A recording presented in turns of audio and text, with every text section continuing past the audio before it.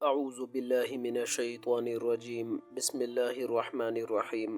السلام علیکم دا ڈیری اسلام کے پیارے دوستو، میرے بھائیوں میری بہنوں، ہم سب کو قرآن پاک کی کوئی نہ کوئی آیت یاد ہوتی ہے جنہیں ہم نماز میں یا پھر بغیر نماز کے پڑھتے ہیں۔ میرے بھائیوں میری بہنوں، ویسے تو اللہ کی ذات سے یہی امید ہے کہ ناسمجھی میں اگر یہ غلطی ہوگی تو اللہ تعالیٰ اس کو معاف فرما دے گا، لیکن یہ ہمارا فرض ہے کہ ہم اس معاملے میں بہت ہی محتاط رہے۔ ہمارا فرض یہ بنتا ہے کہ ہم قرآنی آیات کو اور دعاؤں کو یاد کرنے میں اس بات کا خوب خیال رکھیں کہ ہم سے کوئی غلطی نہ ہو جو خطرناک ہو۔ اگر بات کی جائے سورہ فاتحہ کی، جس کو ہم ہر نماز میں پڑھتے ہیں، تو اس صورت میں زبر زیر اور پیش کی کئی غلطیاں ایسی ہے جو اگر کی جائے تو یہ معنی کو بدل کر رکھ دیتی ہے۔ آج کی اس ویڈیو میں انہی غلطیوں کے بارے میں آپ کو بتائیں گے۔ ویڈیو بہت ہی ضروری ویڈیو ہے، آپ سے گزارش ہے کہ آپ ویڈیو کو آخر تک دیکھیے گا۔ آگے بڑھنے سے پہلے آپ سے گزارش ہے کہ اگر آپ نے ابھی تک ہمارے چینل کو سبسکرائب نہیں کیا تو چینل کو سبسکرائب کریں اور ویڈیو کو لائک کریں، شیئر کریں۔ میرے بھائیوں میری بہنوں، سورۃ فاتحہ کی اہمیت کی بات کی جائے تو آپ صلی اللہ علیہ وسلم کے ارشاد کا مفہوم ہے کہ اس شخص کی نماز ہی نہیں جس نے سورہ فاتحہ نہ پڑھی۔ اور یاد رہے کہ اس صورت میں اگر یہ غلطیاں کی جائیں گی جس سے معنی ہی تبدیل ہو جائے گا تو اس کا مطلب یہ ہوگا کہ آپ کی سورہ فاتحہ کی تلاوت نہیں ہوئی اور یوں آپ کی نماز ہی نہیں ہوگی۔ سورہ فاتحہ کی بڑی فضیلت ہے جو آپ کو بتائیں گے، لیکن پہلے آپ کو ان غلطیوں کے بارے میں بتانا چاہوں گا جو اس صورت میں اگر کی جائیں گی تو اس صورت کا معنی بدل جاتا ہے۔ میرے بھائیوں، سورۃ فاتحہ میں ایک لفظ آتا ہے انعمت علیہم۔ اس لفظ میں اگر تے پر زبر کی جگہ پیش پڑھ لیا جائے تو اس کا معنی تبدیل ہو جائے گا۔ اس لفظ کے معنی کہ جن پر تو نے یعنی اللہ نے انعام کیا، جبکہ پیش پڑھنے کی صورت میں معنی یہ بن جائے گا کہ جن پر میں نے انعام کیا، اور یہ پوری آیت کا مطلب صرف ایک غلطی کرنے سے الٹ جائے گا۔ یہ ایسی غلطی ہے جو عبادت کو ضائع کرنے کے ساتھ ساتھ انسان کو گنہگار کر دیتی ہے۔ تو میرے بھائیوں میری بہنوں، سورۃ فاتحہ کے حوالے سے ایک اور غلطی جو عموماً کی جاتی ہے وہ یہ کہ سورۃ فاتحہ کے پہلے بہت سارے لوگ بسم اللہ نہیں پڑھتے۔ یاد رکھیے کہ اس کا پڑھنا لازمی ہے، کیونکہ بسم اللہ الرحمن الرحیم سورۃ فاتحہ کا لازمی حصہ ہے۔ بعض علماء تو اس کو اس سورت کی پہلی آیت بتاتے ہیں اور اس کو ملا کر اس سورت کی کل آیات کی تعداد 7 ہوتی ہے۔ البتہ بعض علماء بسم اللہ کو سورت میں شامل نہیں کرتے، لیکن پھر بھی سورۃ فاتحہ کی آغاز میں بسم اللہ پڑھنا لازم ہے۔ بسم اللہ کے بغیر اگر سورۃ فاتحہ پڑھی جائے گی تو یہ مکمل نہیں ہوگی، اور ایسا کرنے سے نماز ادھوری رہ جائے گی اور ضائع ہو جائے گی۔ تو میرے بھائیوں، اس کے علاوہ بھی اس سورت میں کچھ غلطیاں کی جاتی ہے۔ سورۃ فاتحہ میں مالک یوم الدین والی آیت میں کچھ لوگ یوم الدین پڑھتے ہیں، یعنی میم کے نیچے زیر کی جگہ میم پر پیش پڑھتے ہیں۔ اسی طرح سورت کے شروع میں رب العالمین آتا ہے، اس میں عالمین کا لفظ عین کے ساتھ ہے۔ کچھ لوگ اس کو عالمین پڑھتے ہیں، یعنی عین کی جگہ الف پڑھتے ہیں۔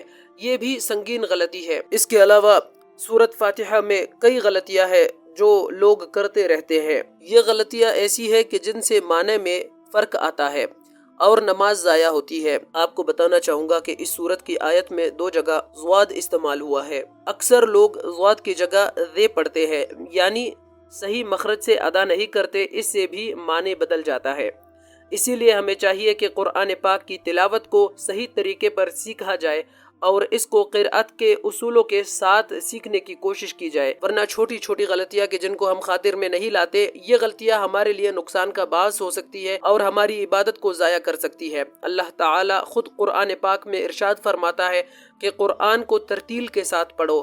تو ہمیں چاہیے کہ ہم قاری حضرات سے اپنا قرآن پاک درست کرے اور تجوید کے موٹے موٹے اصول سیکھے، حروف کے مخارج کو سیکھے اور قرآن پاک کی تلاوت ترتیل کے ساتھ کرے تاکہ اللہ پاک ہماری عبادات کو قبول فرمائے۔ تو میرے بھائیوں میری بہنوں، آپ کو بتانا چاہوں گا کہ قرآن پاک میں بہت سارے مقامات ایسے بھی ہیں کہ جن میں زبر زیر کی غلطی سے انسان کا ایمان ختم ہونے کا خدشہ ہے۔ اسی لیے ان غلطیوں کو معمولی نہیں سمجھنا چاہیے، اپنا سبق لازمی قاری حضرات کو سنا کر درست کرنا چاہیے۔ کم از کم ہم ان آیات اور ان صورتوں سے اس کی ابتدا کریں جو ہم نماز میں پڑھتے ہیں۔ تاکہ ہماری نماز اللہ کے ہاں مقبول ہو جائے۔ میرے بھائیوں میری بہنوں، روایات میں آتا ہے کہ جب انسان نماز کے اندر سورہ فاتحہ پڑھتا ہے تو اللہ ہر آیت کا جواب عرض کرتا ہے، جس کے بارے میں تفصیل اس حدیث میں دی گئی ہے۔ امام مسلم رحمہ اللہ فرماتے ہیں، حضرت ابو حریرہ رضی اللہ تعالی عنہ بیان کرتے ہیں کہ آپ صلی اللہ علیہ وسلم نے فرمایا، اللہ تعالی نے فرمایا، میرے اور میرے بندے کے درمیان صلاۃ سورہ فاتحہ کو آدھا آدھا تقسیم کر دیا گیا ہے، اور میرے بندے کے لیے وہ چیز ہے جس کا وہ سوال کرے۔ اور جب بندہ کہتا ہے الحمدللہ رب العالمین تو اللہ تعالیٰ فرماتا ہے میرے بندے نے میری حمد کی، اور جب وہ کہتا ہے الرحمن الرحیم تو اللہ تعالیٰ فرماتا ہے میرے بندے نے میری ثنا کی، اور جب وہ کہتا ہے مالک یوم الدین تو اللہ تعالیٰ فرماتا ہے میرے بندے نے میری تعظیم کی، اور ایک روایت میں ہے میرے بندے نے خود کو میرے سپرد کر دیا۔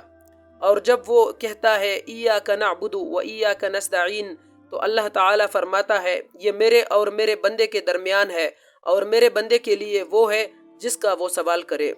اور میرے بھائیوں، جب وہ کہتا ہے اہدنا الصراط المستقیم صراط الذین انعمت علیہم غیر المغضوب علیہم ولا الضالین تو میرے بھائیوں میری بہنوں، اللہ تعالیٰ فرماتا ہے یہ میرے بندے کے لیے ہے، اور میرے بندے کے لیے وہ چیز ہے جس کا وہ سوال کرے۔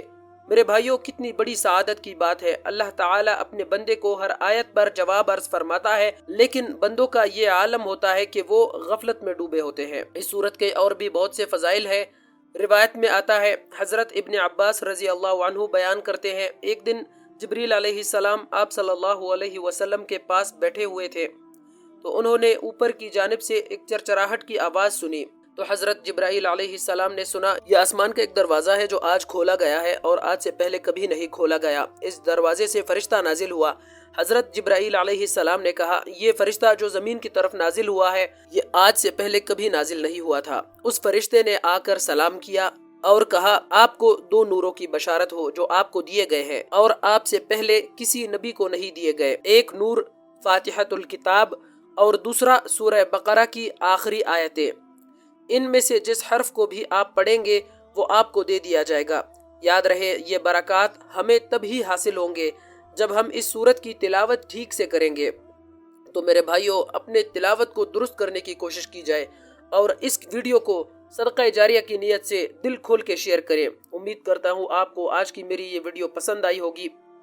اگر ویڈیو پسند آئی ہے تو چینل کو سبسکرائب کریں، ویڈیو کو صدقہ جاریہ کی نیت سے شیئر کریں، اور درود پاک کی محفل میں درود پاک کی برکت سے ہونے والی دعا میں اپنا نام شامل کرانے کے لیے کمنٹ سیکشن میں اپنا نام ضرور لکھیے، تاکہ آپ کے حق میں بھی درود پاک کی برکت سے ہونے والی دعا میں آپ کا نام لیا جائے، آپ کے حق میں دعا کی جائے۔ آپ اپنی قیمتی رائے کا اظہار کمنٹ میں ضرور کریں۔ آپ اپنے سوالات بھی ہم تک پہنچا سکتے ہیں۔ اللہ تعالیٰ آپ کو اور مجھے اپنے حفظ و امان میں رکھے، آمین۔